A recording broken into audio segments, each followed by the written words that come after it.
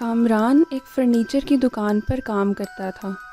وہ دکان اس کے گھر سے 10 منٹ پیدل کے فاصلے پر واقع تھی۔ کامران گھر میں اپنے والدین اور ایک چھوٹی بہن سارہ کے ساتھ رہتا تھا۔ اس کے والدین بوڑھے اور بیمار رہتے تھے، جبکہ کامران گھر کا واحد کفیل تھا۔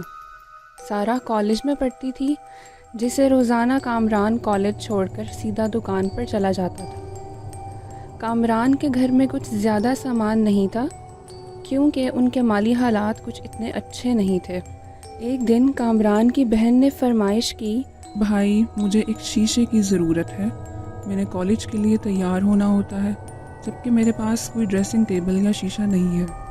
کامران نے بہن سے وعدہ کیا کہ 1-2 دن میں تمہیں شیشہ لا دوں گا۔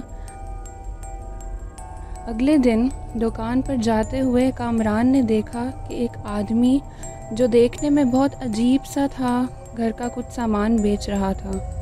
کامران نے اس سے پوچھا، بھائی یہ ڈریسنگ ٹیبل کتنے کا دو گے؟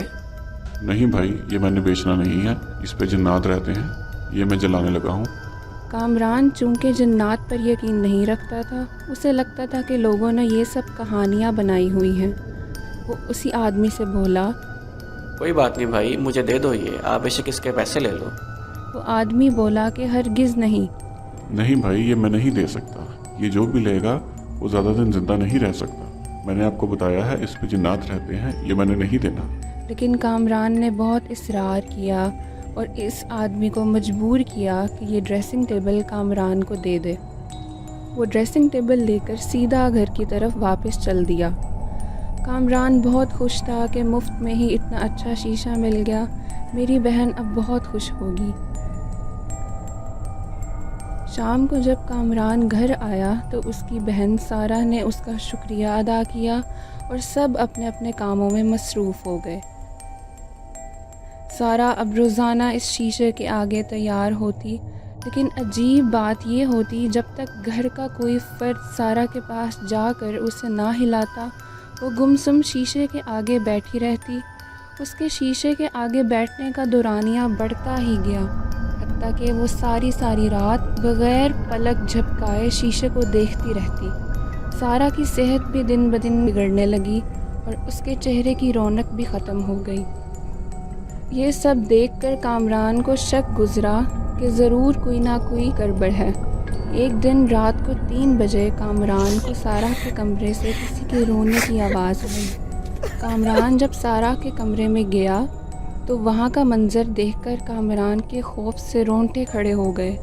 کامران نے دیکھا کہ سارہ فرش پر گری ہوئی ہے، جبکہ ڈریسنگ کے شیشے میں سارہ کی ہی شکل کی عورت کھڑی کامران کو غصے سے گھور رہی ہے۔ کامران ہمت کر کے شیشے کے پاس گیا تو وہ شیشے والی لڑکی اچانک شکل بدل کر بالکل کامران کی شکل میں آ گئی۔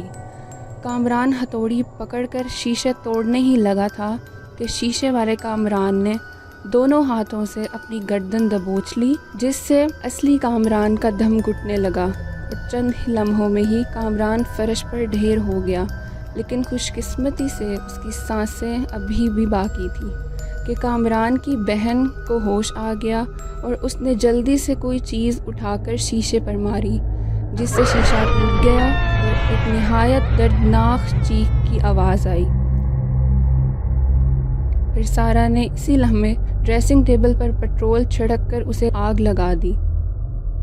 کامران کو ہسپتال لے جایا گیا اور خوش قسمتی سے اس کی جان بچا لی گئی۔